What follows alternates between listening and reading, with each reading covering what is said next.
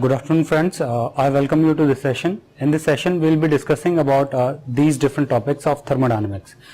These are second law of thermodynamics. Then we will be discussing its general statement. Then what are thermal energy reservoirs. Then Kelvin-Planck statement of second law of thermodynamics. And then we will be discussing about heat engines and their efficiency. Then we will be moving to another statement of second law, which is Clausius statement, and then we will be discussing about refrigerators, heat pumps and their coefficient of performance. Then next we will be discussing about the equivalence of above these two statements. That means these two statements are equivalent to each other. After that we will be discussing about Clausius inequality and its proof. So let us start with the second law of thermodynamics. First we will be discussing about why do we need the second law of thermodynamics.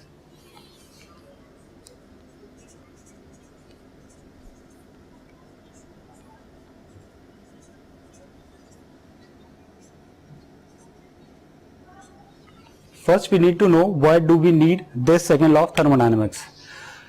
As we all know that first law is law of conservation of energy. It does not tell about the feasibility of any process. It simply states that energy is a conserved quantity. If any process occurs, then total energy remains conserved. That means total energy before the process will be equal to total energy after the process.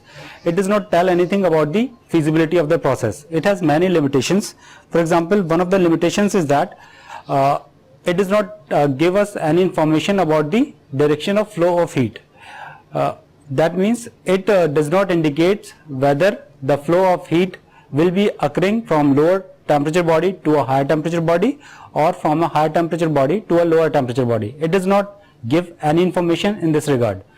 Another limitation is that it does not tell us anything about the feasibility of a process.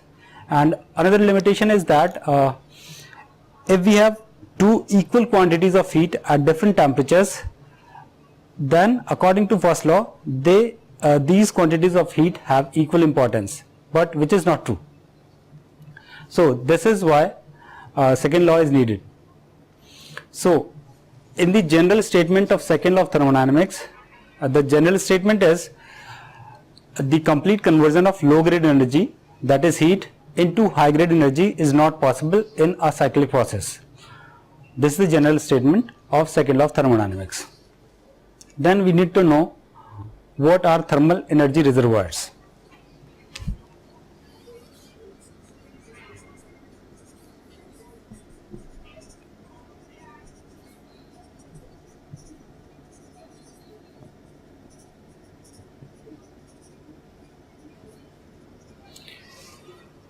Thermal energy reservoirs are large bodies of infinite heat capacity. That means they do not undergo any appreciable change in their thermodynamic coordinates when we supply heat to them or we extract any amount of heat from them. That means their temperature almost remains constant. They can be of two types.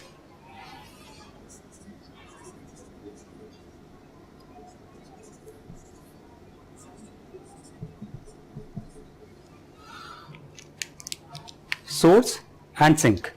Source is a very large body of infinite heat capacity which can supply heat without undergoing any appreciable change in its temperature. On the other hand, sink is that body of infinite heat capacity which does not undergo any appreciable change in its temperature when any amount of heat is supplied to it. So we have source and sink. Next is the Kelvin-Planck statement of second law of thermodynamics. Kelvin-Planck statement of second law of thermodynamics states that it is impossible to construct a device which operates in a cycle and produces no effect other than exchange of heat from a single thermal energy reservoir and produce work output. That means if we show this diagram through a diagram,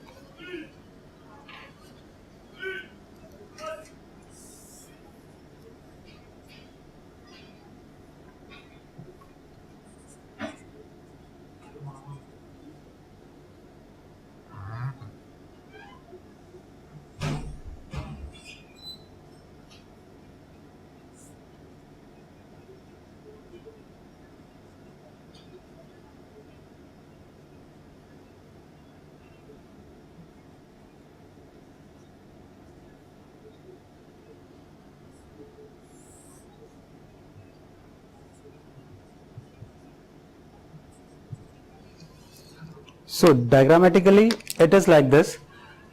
Kelvin-Planck statement says that it is not possible to construct a machine which operates in a cycle and produces no effect other than work output and exchange of heat with a single thermal energy reservoir. In this diagram you can see that this heat engine is producing work output while exchanging heat with a source which is at temperature T1. It does not interact with the sink which is at lower temperature, that is T2. So such a device is impossible to construct.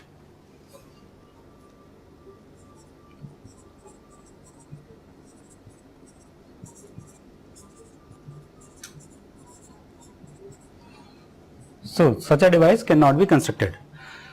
So from this we have the concept of a heat engine.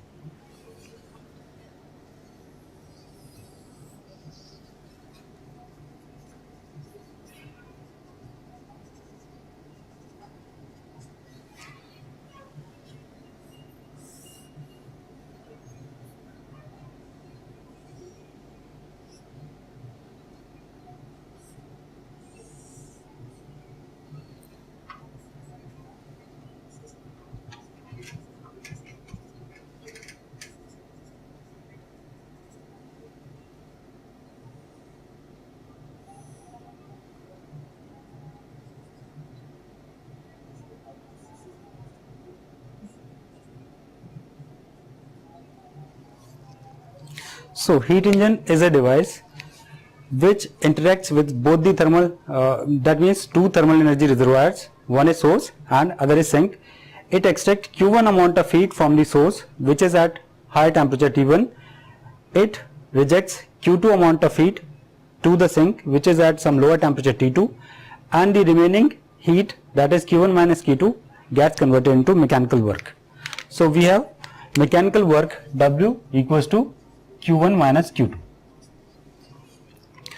On the other hand, in this case, this device was converting heat completely into work.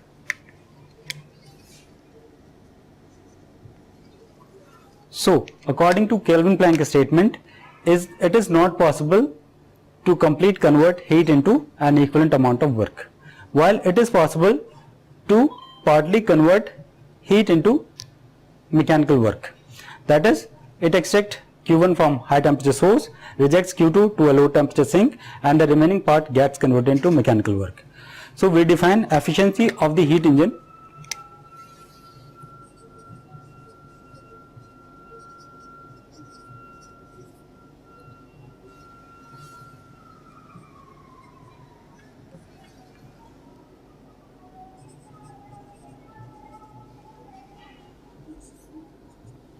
Efficiency is defined as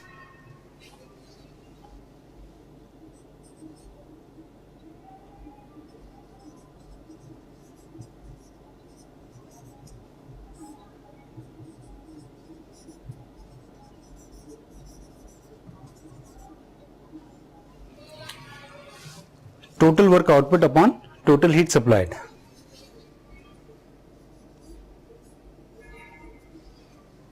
As is seen, the total work output is Q1 minus Q2.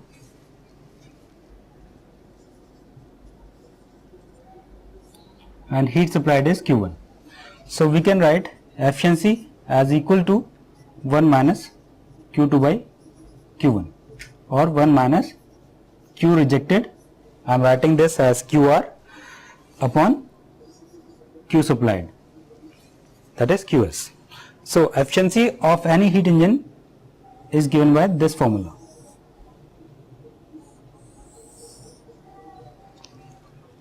Efficiency is equal to 1 minus heat rejected upon heat supplied.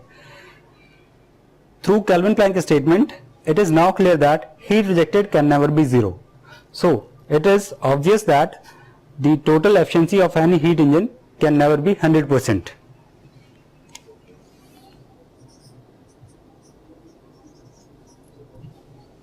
Even in an ideal case, the efficiency cannot be 100%. So moving to the next statement, that is Clausius statement.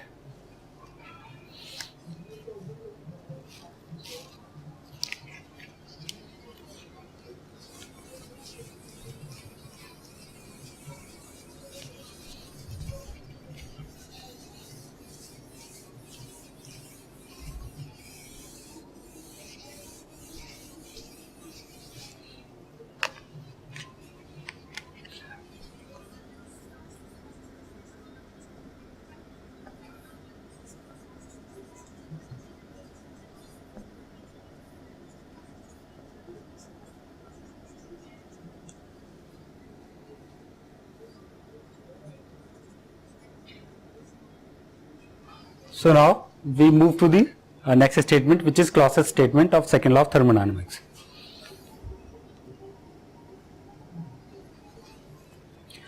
According to this statement, it is not possible to construct a device which operates in a cycle and produces no effect other than transfer of heat from a low temperature body to a body which is at higher temperature.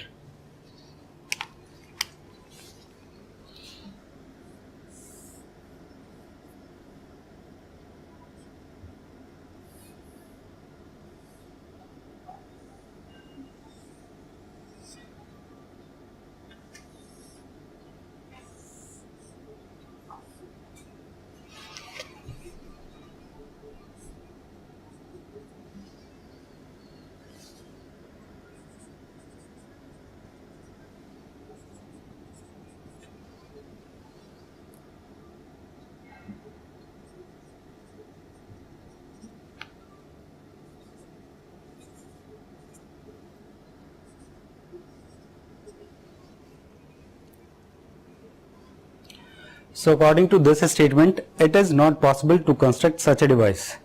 This is a device which is extracting Q2 amount of heat from lower temperature sink, which is at low temperature TL, and it is supplying this same amount of heat, that is Q2, to a source which is at some higher temperature. This device does not consume any amount of work. So according to the Clausius statement, such a device is impossible to construct.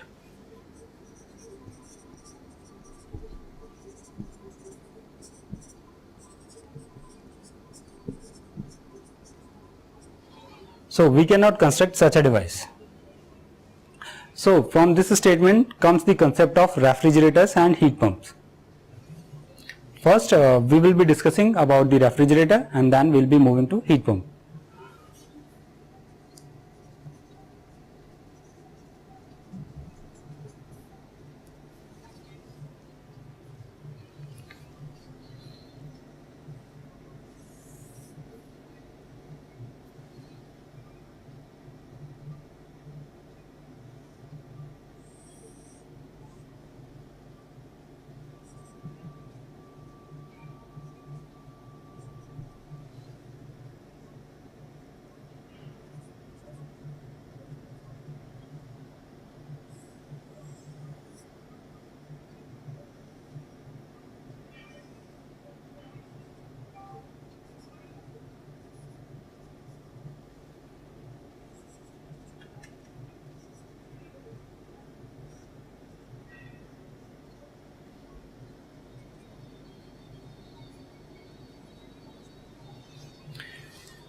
So refrigerator is a device which extract Q2 amount of heat from the sink which is at lower temperature TL. It consumes W amount of work and it supplies Q1 amount of heat to a high temperature source. Here obviously Q1 equals to W plus Q2, which is summation of these two energies, W plus Q2 equal to Q1.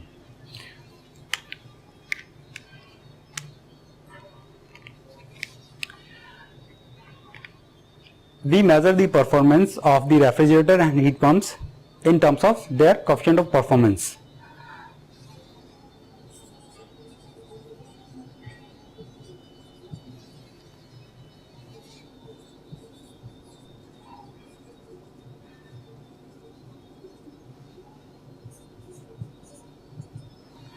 COP is defined as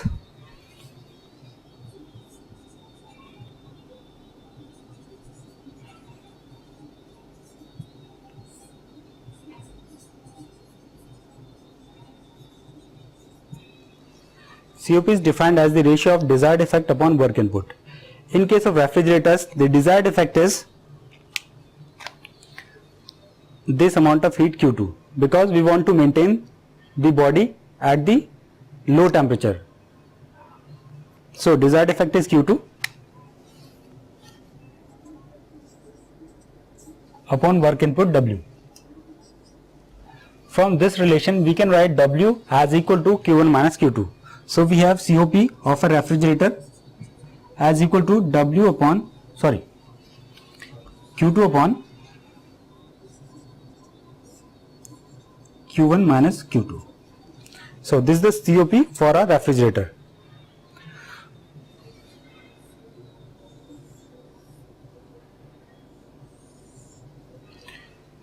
So this gives the value of COP of a refrigerator. So now we will be discussing about the heat pumps.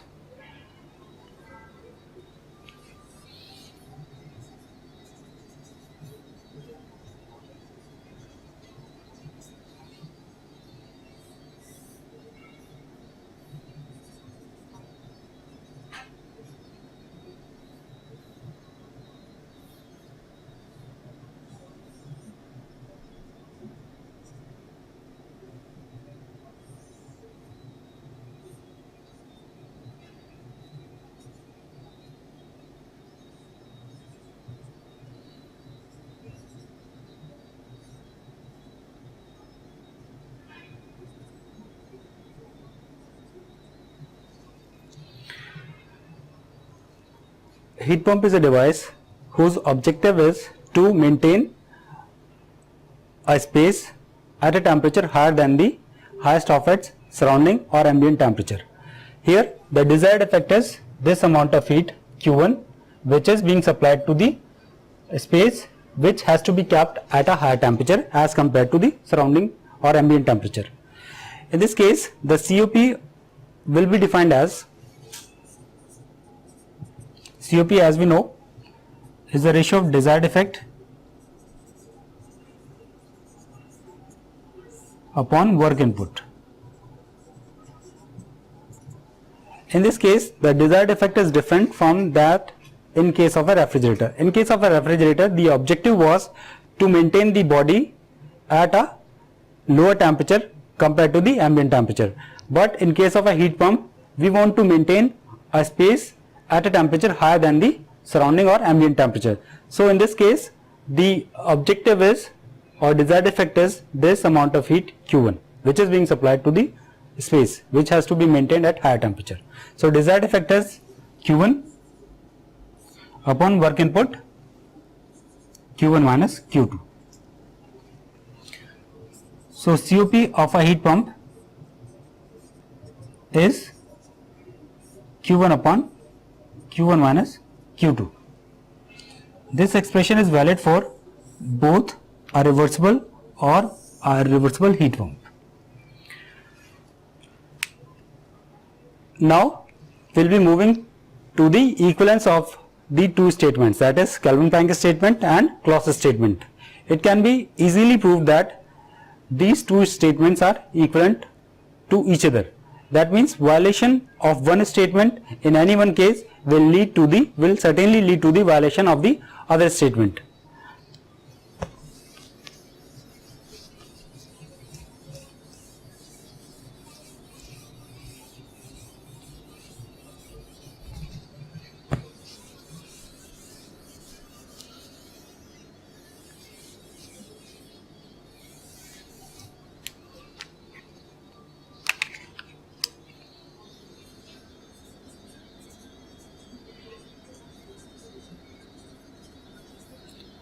Equivalence of Kelvin-Planck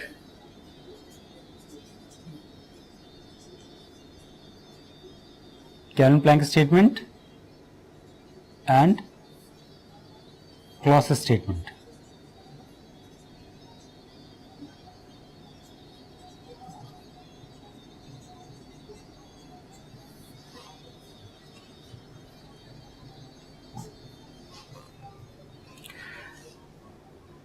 Let us now consider that we can make a device which violates the Clausius statement of second law of thermodynamics. That is,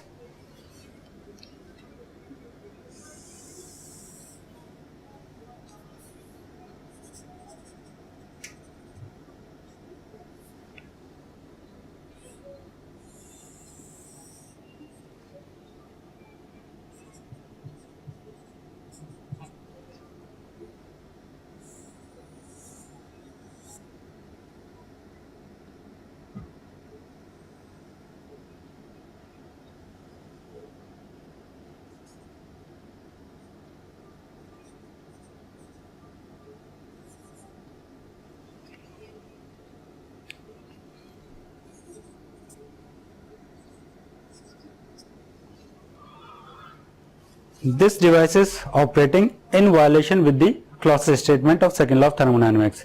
It is extracting Q2 amount of heat from a low temperature sink and it is supplying same amount of heat to a high temperature source.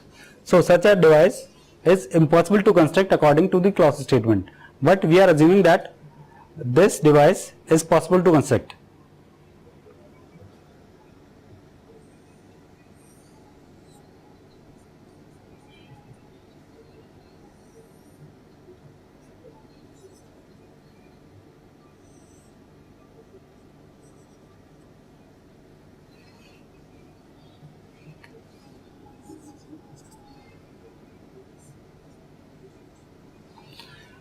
Again we assume that there is a heat engine which is operating according to the Clausius statement of second law of thermodynamics. Which is operating according to the Kelvin-Planck statement of second law of thermodynamics.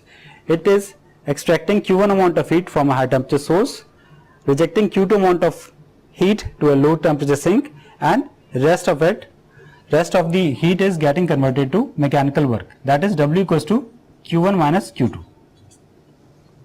So we have two devices. One is a heat engine which is operating according to the Kelvin-Planck statement, and we have a device which is operating in violation of the Clausius statement of second law. Now we have these two devices. If we couple these two devices,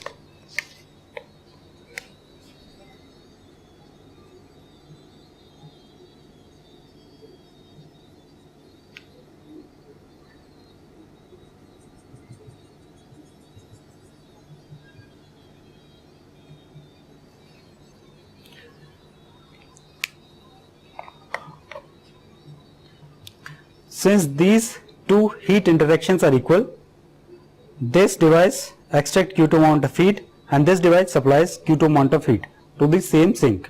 So these two heat interactions get cancelled, and now the total heat interaction from the source will be Q1 minus Q2.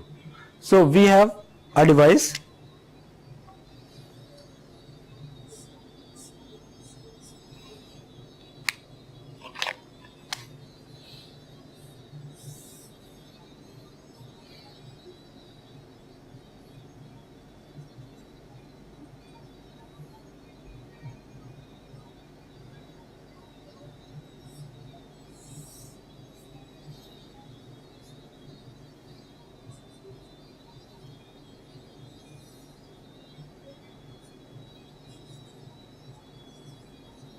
the total heat reaction from the source is Q1 minus Q2.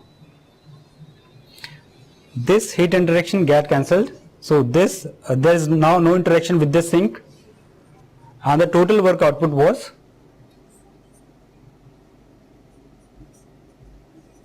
W, which was equal to Q1 minus Q2. So after coupling these two devices, we get a device which extracts Q1 minus Q2 amount of heat from a source at T1 temperature, completely converts it into an equivalent amount of work, and it does not interact with the sink which is at room temperature T2. So this is certainly in violation with the Kelvin-Planck statement. So this is now proved that violation of Clausius statement is leading to the violation of the Kelvin-Planck statement. The reverse can also be proved.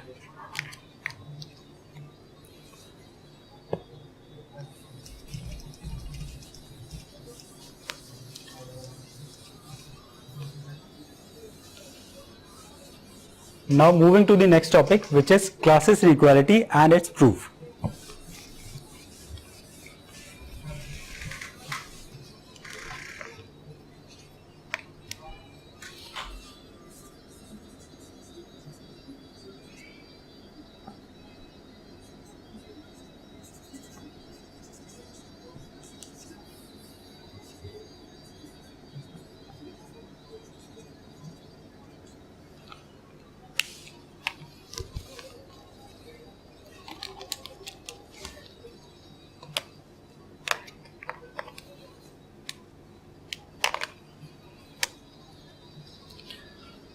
Clausius inequality says that the cyclic integral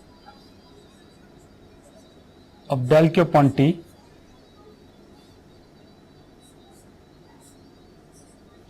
is either less than or equal to 0.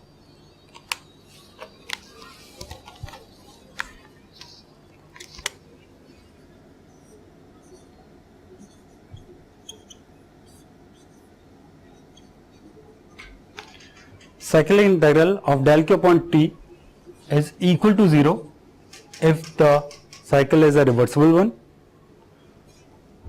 and if the cycle is an irreversible cycle, then this integral will be less than 0. So this is the Clausius inequality. Now let us have a look at its proof.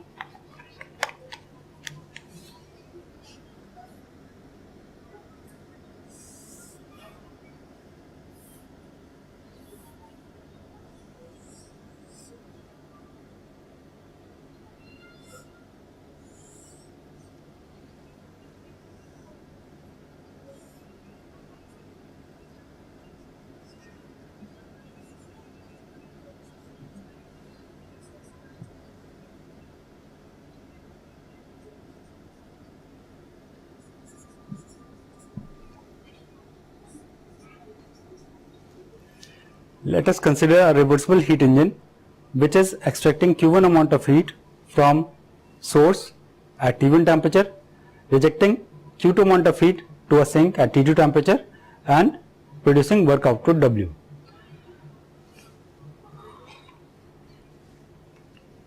So the cyclic integral of del Q upon T for the system will be Q1 upon T1 plus minus Q2, since it is being rejected by the system, upon T2, equal to Q1 upon T1 minus Q2 upon T2. By the definition of absolute thermodynamic temperature scales, we have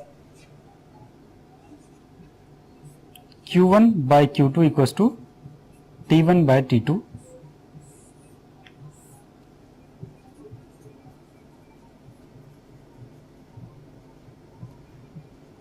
by the definition of absolute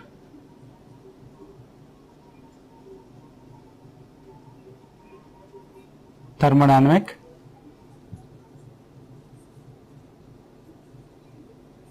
temperature scale.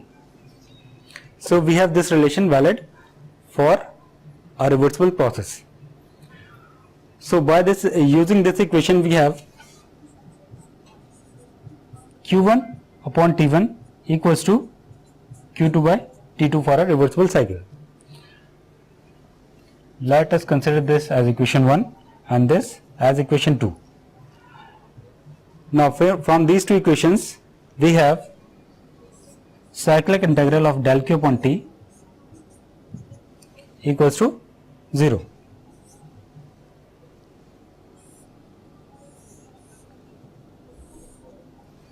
So this is valid only for a reversible cycle as we considered.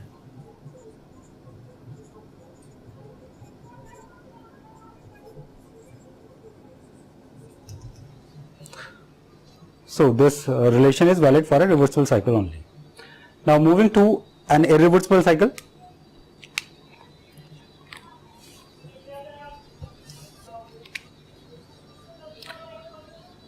Let us now consider an irreversible heat engine.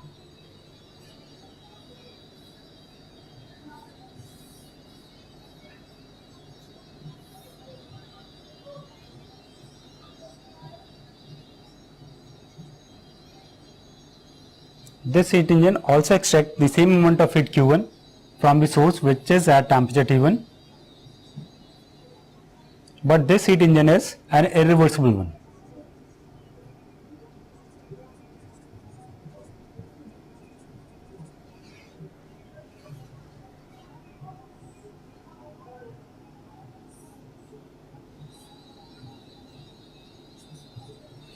this heat engine rejects Q2 dash amount of heat to a sink which is at temperature T2 and produces W dash amount of work output.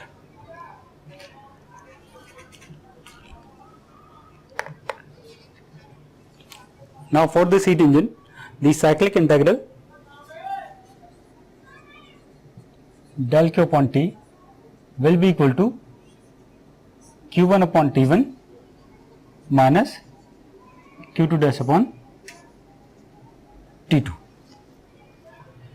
But since we have Q1 upon T1 as equal to Q2 upon T2 for a reversible case, Q2 upon T2 minus Q2 dash upon T2. So it is equal to Q2 minus Q2 dash upon T2. So comparing these two heat engines, it is known that this heat interaction will be more for a irreversible heat engine because it will be less efficient as compared to the reversible heat engine. So for this heat engine, Q2 dash amount of heat will be more as compared to Q2 amount of heat for a reversible heat engine. That means an irreversible heat engine rejects more amount of heat to the sink. So from this we have Q2 minus Q2 dash will be less than 0. So from this relation we can write as del Q upon T will be less than 0 for an irreversible cycle.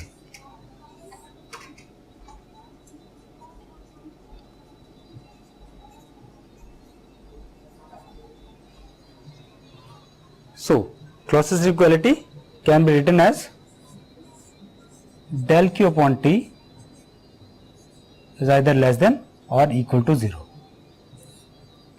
And we have proved that this is equal to 0 for a reversible cycle and will be less than 0 for an irreversible cycle.